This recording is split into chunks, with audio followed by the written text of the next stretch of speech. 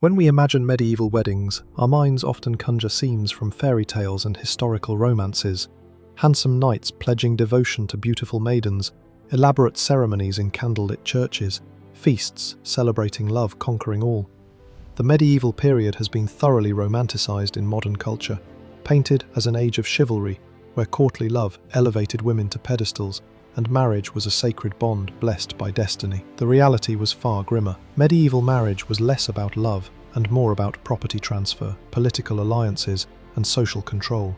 For most women, marriage meant losing what little autonomy they had, submitting to a husband's absolute authority, and facing the very real possibility of dying in childbirth before reaching 30. For men, marriage brought responsibilities and expectations that trapped them in rigid social roles, with little room for personal choice. And for both parties, the institution was governed by a bewildering combination of church law, secular custom, and family pressure that could make the simple act of getting married, or unmarried, a nightmare of legal and social complications. Let's examine what medieval marriage actually looked like, stripped of romantic gloss and Hollywood fantasy. The first and perhaps most fundamental difference between medieval and modern marriage is the question of choice.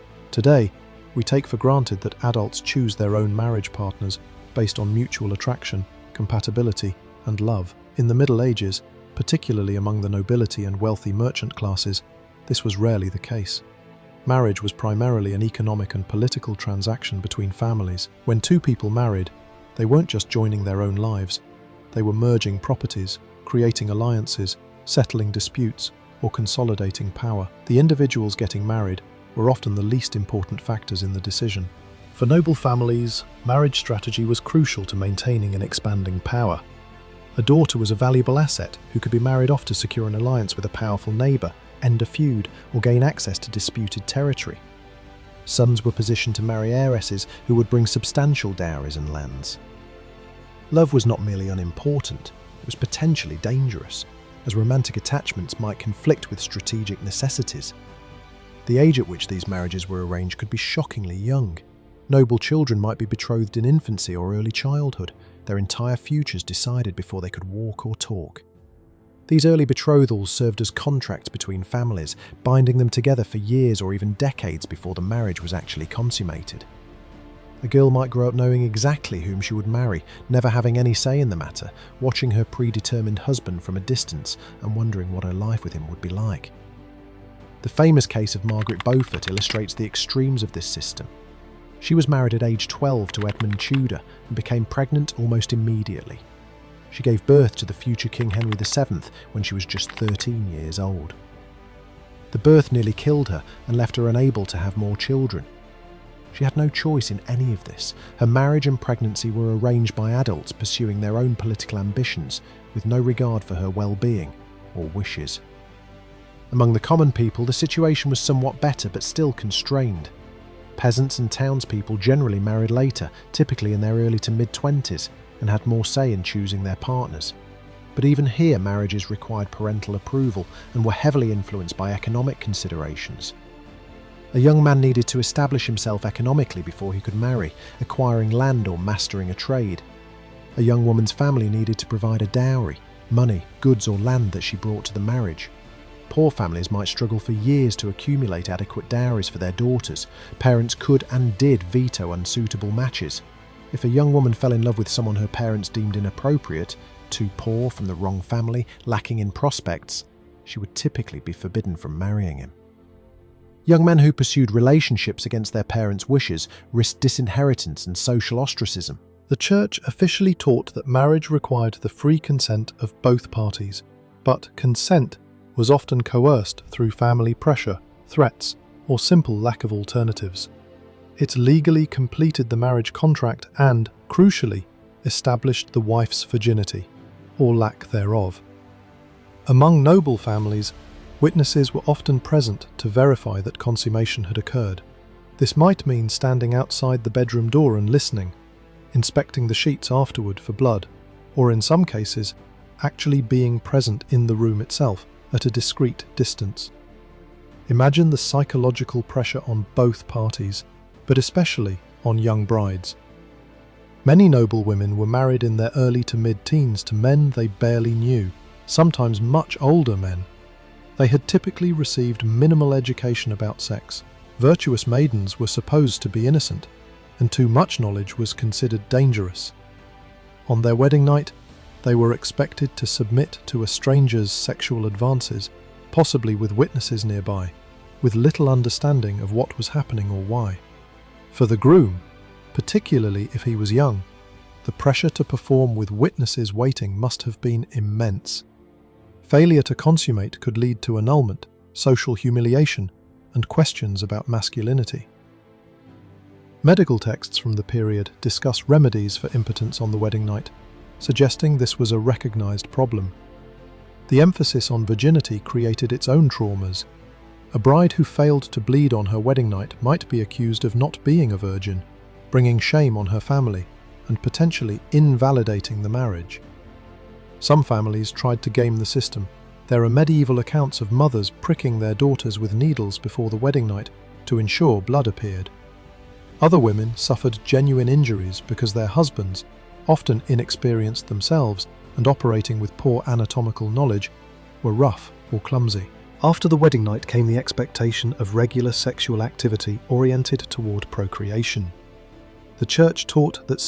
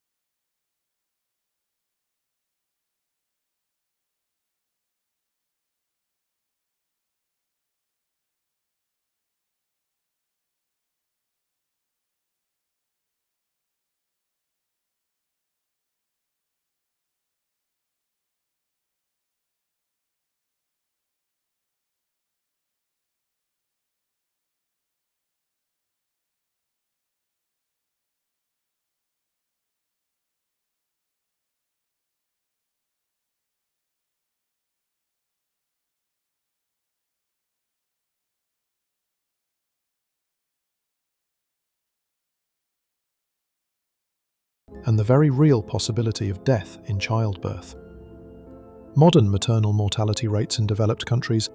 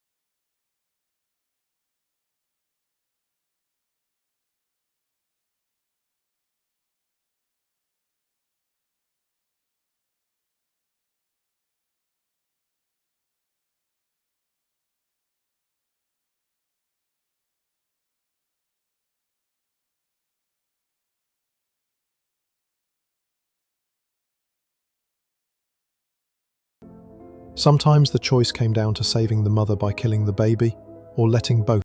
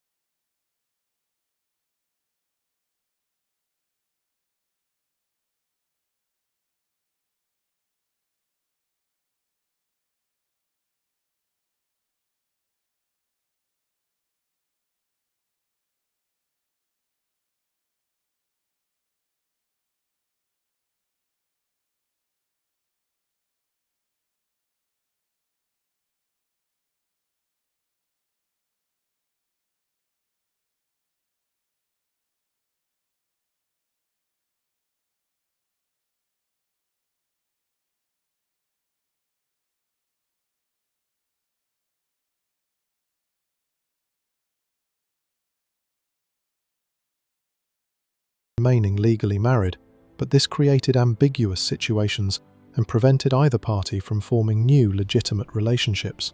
The prohibition on remarriage after a spouse's death, for a decent mourning period at least, created additional complications. Widows and widowers needed to wait before remarrying, but economic pressures often pushed them to remarry quickly, especially if there were young children to care for. The church might criticize such haste as showing insufficient grief, but survival often demanded it. Bigamy, marrying someone while already married to another person, occurred more often than official records suggest. In a world without centralized record-keeping or identification documents, people could sometimes move to new regions and claim to be unmarried. When discovered, bigamy brought severe penalties, including excommunication and public punishment. But the temptation existed for those desperate to escape intolerable marriages. Marriage in medieval society was fundamentally an economic institution, and the financial pressures surrounding it shaped lives in harsh ways. The dowry system meant that families needed to accumulate wealth to marry off daughters, and poor families sometimes couldn't afford it. A dowry typically consisted of money, goods, household items, and sometimes land that the bride brought to the marriage.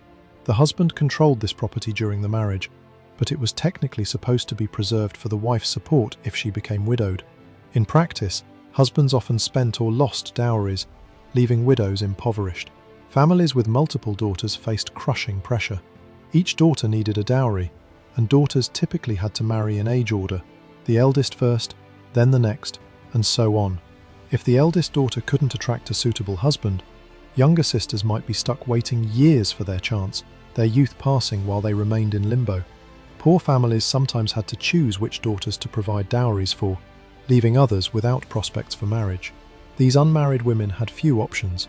They might become servants, live with relatives as permanent dependents, or if they were very lucky, enter convents, which also required dowries. Though for men, the pressure to establish economic independence before marriage meant long years of preparation. A craftsman needed to complete his apprenticeship and establish his own workshop. A peasant needed to inherit or lease land sufficient to support a family. This meant most men didn't marry until their mid to late 20s at earliest, creating a decade or more of sexual maturity before marriage was feasible. A recipe for frustration and pressure to frequent prostitutes, or engage in other extramarital sexual activity. Widows faced particular economic vulnerabilities. A woman whose husband died might find herself suddenly impoverished if he had spent her dowry or left debts. She might lose access to his shop or land if it passed to his sons or other male relatives. If she was still young, pressure to remarry quickly might leave her little time to grieve or to carefully consider her options. Perhaps the most alien aspect of medieval marriage, from a modern perspective, is the attitude toward romantic love. We consider love essential to marriage. Indeed, we think marrying without love is somehow wrong. Medieval people, particularly among the upper classes, often viewed love as dangerous precisely because it might conflict with practical necessities. The literature of courtly love that flourished in the 12th and 13th centuries often depicted love as occurring outside of marriage, between knights and ladies who were married to others. This wasn't necessarily celebrating adultery, though sometimes it was, but rather exploring the tension between romantic passion and social duty. The very existence of this literature suggests that people felt the tension acutely. Some medieval thinkers argued that love could grow within marriage over time, as couples came to know and appreciate each other. This was seen as proper and healthy. But passionate love at first sight, overwhelming attraction that swept people away, this was viewed with suspicion as a kind of madness that led to poor decisions. Young people who insisted on marrying for love against their family's wishes were often portrayed in medieval stories as foolish, victims of their own uncontrolled passions. The proper approach was to marry sensibly to the person your family chose and to develop affection gradually within the bounds of duty and respect. This doesn't mean medieval people didn't experience passionate romantic love. They clearly did, as evidenced by love letters, poetry, and stories of elopements and scandals. But the official cultural attitude was that such passions should be controlled, channeled, and subordinated to social obligations. Medieval marriage, stripped of romantic fantasy, reveals itself as an institution that served families, communities, and social order, rather than individual happiness. It transferred property, created alliances, ensured reproduction, and maintained social hierarchies. The actual people getting married were often secondary considerations. Does this mean every medieval marriage was miserable? No.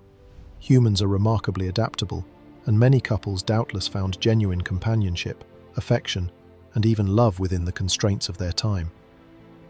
Arranged marriages could become loving partnerships. The shared experience of raising children, managing households, and facing life's challenges together could create deep bonds. But the system itself was stacked against individual fulfillment, particularly for women. The loss of legal identity, the constant danger of childbirth, the inability to escape bad marriages, the lack of choice in partners. These created an institution that modern people would find intolerable. When we're tempted to romanticize medieval marriage, or to imagine that traditional arrangements were somehow better than modern ones, we should remember what those traditions actually entailed. The freedom to choose our partners, to marry for love, to leave marriages that become abusive or unbearable, to control our own property and bodies. These are precious liberties that medieval people, especially women, couldn't even imagine. Medieval marriage teaches us that institutions that seem timeless and natural are actually historical constructs that change over time. What seemed normal and inevitable to medieval people strikes us as oppressive and unjust. What seems normal to us would likely strike them as chaotic and dangerous.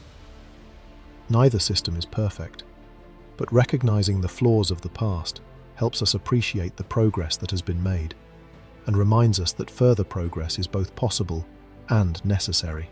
Thanks for watching. If you enjoyed uncovering this hidden chapter of history, make sure to subscribe. There are so many more untold stories waiting just beneath the surface.